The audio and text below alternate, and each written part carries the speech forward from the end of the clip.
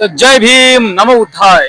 आज नागपूरच्या संविधान चौक येथे कॉक्रोच जनता पार्टी यांचं खूप मोठ्या प्रमाणात आंदोलन आहे। तुम्ही बघू शकता माझ्या मागे कॉक्रोच जनता पार्टीचे हे बरेच मुलं इथे जमलेले आहे। आता थोड्याच वेळात इथे अभिजित दिपके जे कॉक्रोच जनता पार्टीचे संस्थापक आहेत ते येणार आहेत।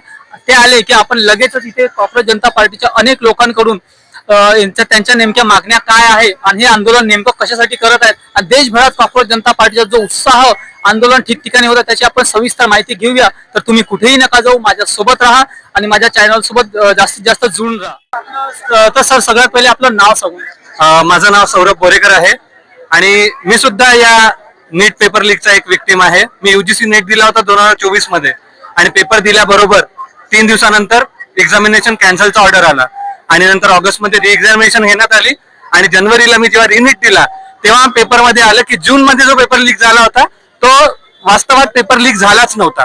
मग तेव्हा जे आमचे यूजीसी नेटचे जे पेपर झाले कॅन्सल आणि तेवढं डिप्रेशन वाढलं, एवढं टेन्शन आलं, त्याची परतफेड कोण करेन। आणि आता आमच्या नागपूरची मुलगी आकांक्षा तिने सुसाईड केली, एवढ्या 18 मुलांनी सुसाईड केली, याची अकाउंटेबिलिटी कोण। जर प्रास्ताविकेची सुरुवात जर we the people of India पासून होत आहे तर हे नेता खासदार प्रधानमंत्रीचे गुलाम का बरं आहे। यांनी लोकांसोबत अकाउंटेबिलिटी ठेवली पाहिजे, लोकांच्या प्रति अकाउंटेबिलिटी ठेवली पाहिजे आणि म्हणूनच धर्मेंद्र प्रधान यांनी इथे इस्तीफा दिला पाहिजे, राजीनामा दिला पाहिजे। जर त्यांनी इस्तीफा जर नाही दिला तर तुमचं पुढचं पाऊल काय असेल।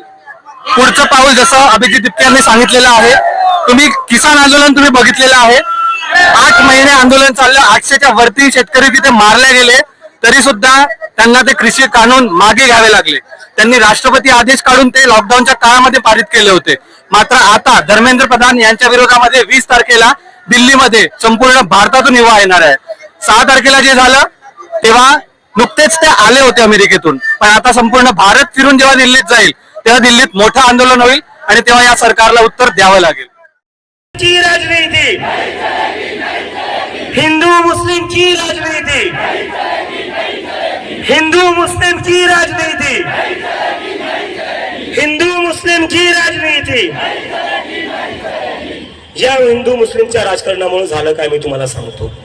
मागच्या 10-12 वर्षात हिंदू मुस्लिम चालू आहे। बेरोजगार मुलांना 1000-2000 देऊन माझ्यासारख्या लोकांवर हल्ले करवायचे, मस्जिदी पुढे नाचवायला पाठवायचं, त्याच्याने काय होणार आहे। याच लोकांकडे जर जॉब असले असते यांनी हल्ले केले असते का 1000-2000साठी? मस्जिदी समोर जाऊन नाचले असते का? अरे मंदिरासमोर जाऊन नाचा ना।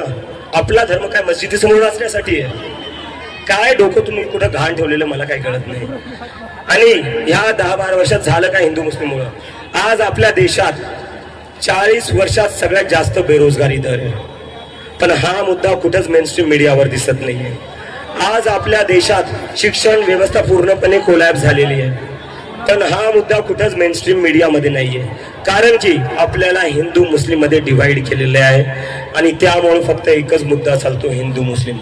तर जेव्हा तुम्ही हिंदू मुस्लिमच्या पॉलिटिक्स मध्ये इन्व्हॉल्व्ह होणं बंद करसाल, जेव्हा तुम्ही हिंदू मुस्लिमच्या जी मीडिया चालू होती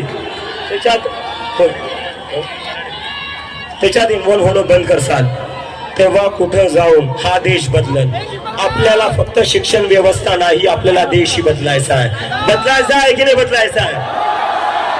कोण कोण हा देश बदलल? हात वरती करून सांगा शेवटपर्यंत।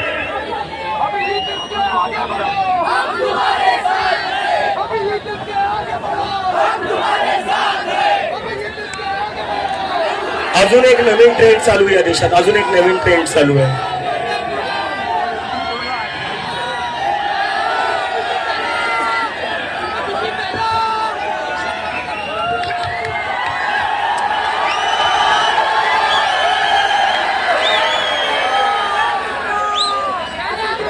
हे आंदोलन टीचर